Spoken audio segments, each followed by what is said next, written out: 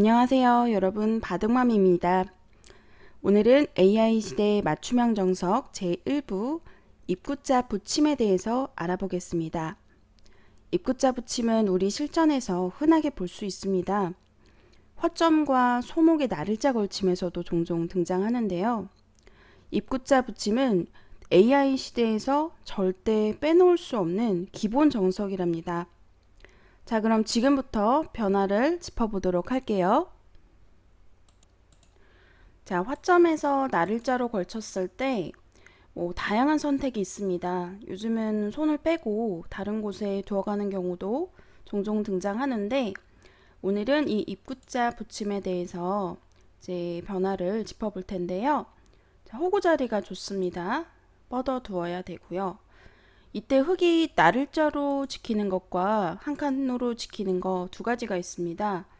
먼저 한 칸부터 보실게요. 한 칸으로 지키게 되면 백은 1입 3전이죠. 그러니까 두 점이 늘어서 있기 때문에 벌리게 되는데 이렇게 먼저 높게 벌리게 되면은요. 자, 여기서 이제 1단락 되는 게 아니라 그 3, 3의 침입수가 남아있기 때문에 여기서 귀를 지켜두는 편이 좋습니다. 그래서 이렇게 침투를 하고요. 이 침투하는 수는 백의 모양을 부순다기보다 귀의 3, 3의 뒷맛을 없애기 위해서 한 점을 버림돌로 희생하는 건데요. 이런 형태가 예전에 이창호 구단의 바둑에서 많이 두어졌었습니다. 제가 한번 보여드릴게요. 자, 이 바둑은요, 2009년도에 두어졌던 응십의 제3국입니다. 이창호 구단이 100번이고 흑번은 최철한 구단인데요. 좌상 쪽에 보시면 64로 입구자로 먼저 교환을 한 다음에 한 칸을 띄어서 지켜두었는데요. 바로 68에 뛰어들었어요. 이 수의 의미는 좀 전에 제가 설명드린 대로 귀의 3-3을 지키기 위함입니다. 네, 그래서 이렇게 그 제쳐 있는 변화까지 진행이 되면은 그 귀의 실리가 굉장히 실속이 좋은 모습인데요. 따라서 이렇게 전개가 되면 이것은 흑의 주문이고 의도이기 때문에 백은 이 자리를 잊지 않고 손을 빼고 다른 곳에 두는 경우가 많습니다. 이렇게 끊게 되면은 한 점을 가볍게 버리는 거죠. 이런 식으로요. 이렇게 잡아도 별로 크진 않습니다. 이 판은 2007년 호지츠배 결승전 흑이 이창호 구단, 백은 박영훈 구단인데요. 지금 우상기 쪽에 흑 31, 33 교환까지 해둔 다음에 35로 지켰습니다. 지금 이 변화도 이창호 구단이 구사를 했는데 이창호 구단 하면 신산 이렇게 실리형 바둑으로 굉장히 정평이 나 있잖아요. 그러니까 집에서 우위를 점할 수 있었던 비결은 이 입구자 붙임이지 않았나 저는 개인적으로 생각을 하고 있습니다. 자, 다시 이 형태로 돌아와서 1입 3전 이번에는 낮게 벌려보겠습니다. 자, 이것도 여기서 1단락 되는 것이 아니라 이렇게 바로 들어갑니다. 이 수 또한 귀의 3, 3의 뒷맛을 없애기 위해서 이 제쳐있는 교환을 선수로 하기 위함인데요. 이렇게 받아주면 1단락이 되는 겁니다. 이것도 흑의 주문이겠죠. 좀 전에 보여드린 변화에서 좀 흑의 주문대로 귀가 깔끔하게 정리되는 형태이기 때문에 이번에는 이선에 붙이는 수가 등장을 했습니다. 백의 의도는 흑이 이렇게 제쳐 이었을 때 선수를 잡고 다른 곳에 두겠다는 거예요. 그럼 이 자리를 끊어가야 되는데 네, 두 점을 이렇게 치받아서 이런 식으로 약간 버리듯이 둘 수도 있고요. 물론 쌓을 수도 있습니다. 그리고 또 경우에 따라서는 위를 붙여서 이렇게 아래편에 두 점을 버릴 수도 있기 때문에 흑이 끊어도 이렇게 그 결과가 별로 신통치는 않아요. 그래서 이 선에 붙이는 수가 굉장히 좀 유행을 하고 있는데요. 그렇다면 흑은 어떻게 받아야 될까요? 흑이 최선은 손을 빼는 겁니다. 그러면은 추후 3-3에 들어갔을 때 이제 좀 전에 이 들어간 교환이 말을 하는데요. 저 보통 이렇게 받아주면 당하는 거라고 했어요. 그러니까 아마 아실 거예요. 이렇게 단수를 하나 아래편으로 치고 따내야 되는데 이렇게 넘어가는 결과. 그 젖바둑에서 하수분들이 좀 고수가 수내는 게 무서워서 이 정도로 타협을 하고 마는데 굉장히 손해보는 결과고요. 지금 앞서 말씀드렸다시피 이 들어간 교환이 지금 말을 하는데 이렇게 끊어서 치받게 되면은 변에서 큰 수가 납니다. 물론 귀는 살았지만요. 이 변의 백진도 출혈이 크기 때문에 예를 들어 이렇게 붙이면 바로 끼어서 중앙에 돌파가 되는 모습이죠. 이건 백이 망했습니다. 따라서 이 들어간 수와 이선에 붙였을 때 이 교환 하나만으로도 귀의 3-3이 보완되는 상황이기 때문에 얼마든지 손을 빼고 다른 곳에 두실 수가 있겠고요. 백의 또 다른 응수법은 이렇게 뻗는 건데 이 수는 좀 주변의 상황을 고려하셔야 됩니다. 가만히 뛰면 붙여서 넘어가기 때문에 소득이 없죠. 하지만 흑도 이렇게 치받아서 넘지 못하게 교환한 다음에 한 칸을 뛰어가게 되면 이제 초반부터 난전이 펼쳐지게 됩니다. 이 변화는 주변에 만약에 백이 두텁다면 한번 두어보시고요. 세 칸으로 벌리는 변화를 보여드렸는데 이렇게 입구자로 두어도 귀가 완벽하게 지켜지는 건 아니에요. 좀 전에 보여드린 것처럼 제쳐있는 교환이 있어야 귀가 어느 정도 지켜지는데요. 그렇다면 만약 상대가 바로 뛰어든다면 어떻게 대응해야 될까요? 가장 안 좋은 것은 뒤로 후퇴하는 거겠죠? 제쳐서 많이 당합니다. 네, 이건 망한 결과고요. 반발을 해야 되는데 일단 살려주는 걸 각오를 하셔야 돼요. 살려준다고 해도 나쁘지 않습니다. 자, 이렇게 될 경우 나를자와 한 칸 두 가지가 있는데 나를자 두면 이 자리가 급소예요. 살았지만 굉장히 작게 살았고요. 또 변에 있는 102점이 붕 뜨기 때문에 이 결과는 흑이 좋습니다. 네, 이렇게 들여다보는 변화가 나를자보다 나은데요. 들여다보고 이렇게 입구자를 두게 되면은 이 자리를 하나 찝고 한 칸을 띄었을 때 백이 여전히 미생입니다. 손을 뺀다면 하나 찌르고 붙여서 막아야 되는데 이렇게 제치게 되면 그 648생 들어보셨죠? 지금 보시다시피 6줄입니다. 자체로는 잡혔어요. 네, 물론 이렇게 붙여서 좀 늘리는 방법도 있기는 하지만 이거 자체는 흑이 두터운 형태라고 보실 수 있겠습니다.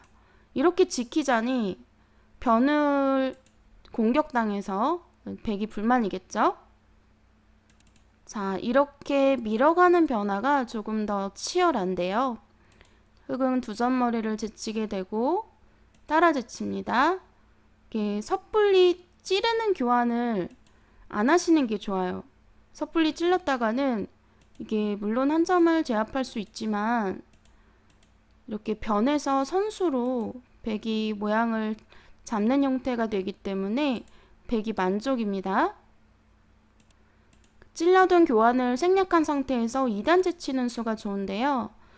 자, 그럼 이렇게 찔르는 수가 남아있어서 백이 이렇게 이어서 살아둔다면 후수로 살아야 되기 때문에 이것 또한 역시 흑이 만족이라고 보면 됩니다. 손을 뺄 경우 사활은 어떨까요? 사활은 이렇게 간단하게 이선에 치중 가서요. 이렇게 되면 잡혔습니다.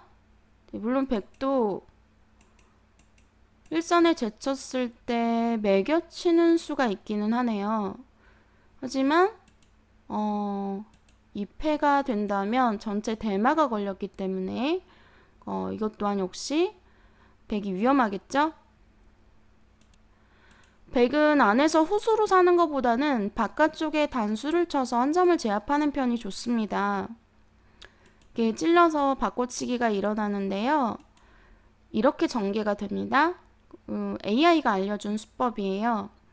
그래서 이 두 점 끊어 잡는 자리가 남아있고 또 변에 이 붙어있는 백 두 점이 매우 얇기 때문에 이 결과는 흑이 성공이라고 보시면 되겠습니다. 자, 3-3 들어갔을 때요.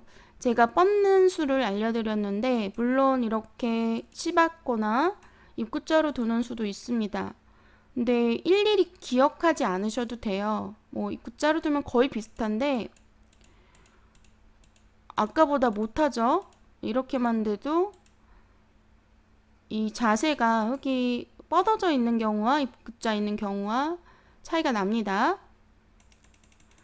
이렇게 만약에 받는 것은요. 이 교환 자체로 이득이에요. 이게 입구자 두면 바로 사는데 이게 굳이 살지 않아도 됩니다. 이거 살아도 작아요. 이 교환만 해두고 벌려가게 되면은 귀는 사는 뒷맛이 남아있죠? 이게 제쳐 이어도 지금 보시면 3-3의 교환이 엄청난 이득입니다. 나중에 이런데 나를자 두면 네, 이렇게 변으로 행마를 쉽게 이제 하면서 실리를 차지할 수가 있는 형태죠. 이 형태에서 3-3을 바로 들어가는 거는 두렵지 않아요. 그래서 보통 벌리는데 낮게 벌리는 것보다 높게 두는 경우가 더 많습니다. 근데 AI가 알려준 신수 하나 알려드릴게요. 자, 이렇게 이 선에 미끄러지듯이 침투하는 수 보셨나요? 저도 최근에 AI를 설치해서 좀 바둑 공부를 새롭게 시작하고 있는데 한 수 배웠습니다. 자, 흑의 주문은요 이거예요. 이 보시면 중앙으로 한 칸 띄는 수와 넘는 자리를 엿보고 있죠. 한 칸과 넘는 수요. 그래서 이렇게 싸우는 것은 좀 부담스럽습니다. 양단되고요 일단요. 그래서 이렇게 붙여가게 되면은 넘겠다라는 의도인데요. 보시다시피 실리가 엄청납니다. 이것은 흑의 주문이기 때문에 백이 불만이고요. 자, 이렇게 단수를 쳤을 때 있는 것이 당연해 보이는데 이 장면에서 이 선을 뻗는 수가 있더라고요. 물론 AI가 알려준 수입니다. 이 빵따냄을 허용을 하는데 일단 중앙을 막을 수 있고요. 흑도 띄어서 모양을 잡습니다. 다음에 이 석점을 다가서서 공격하는 거예요. 입구자로 나오고요. 단수를 치고 호구를 쳐서 둡니다. 이 변화는 뭐 지금부터 난전이 시작된다라고 봐야 될 것 같고요. 이제 주변에 그 배석을 고려해서 두신다면 좋을 것 같습니다. 자, 계속해서 나를자로 지켰을 때 변화 살펴보겠습니다. 나를자로 둘 경우에는 축을 염두에 두셔야 돼요. 축은 어떤 축이냐면요. 이렇게 위를 붙여가고요. 3-3을 들어갑니다. 이어서 받아주면은 넘어서 이렇게 많이 당한 형태예요. 이렇게 되면은 모양이 납작하게 눌렸고요. 백은 두터워지기 때문에 불만입니다. 따라서 버텨야 되는데 끊었을 때 이 축을 말하는 겁니다. 이 축 관계를 꼭 보셔야 돼요. 나를자로 둘 때는 흑이 축이 유리하다면 괜찮은데 불리하다면 한 번쯤은 이 붙여가는 수에 대해서 고민을 해보셔야 됩니다. 임시방편으로 위를 치받아서 좀 빈삼각이지만 유용해요. 이 끊어가는 것은 백이 좀 무리스럽고요. 백도 이렇게 이 선을 제쳐 이어서 버리는 수를 선택할 수가 있습니다. 이것 또한 역시 흑이 좀 당했어요. 자, 나를자에는 이 붙여가는 수의 축관계를 잘 보시고요. 3-3에 들어간다면 어떤 변화가 될까요? 자, 이렇게 뻗습니다. 이것도 넘겨주면 손해예요. 나를자로 두면 치받아서 이 형태는 백이 살았지만 작게 살았어요. 그리고 주변이 두터워지면서 이 두 점이 몰리기 때문에 백의 불만입니다.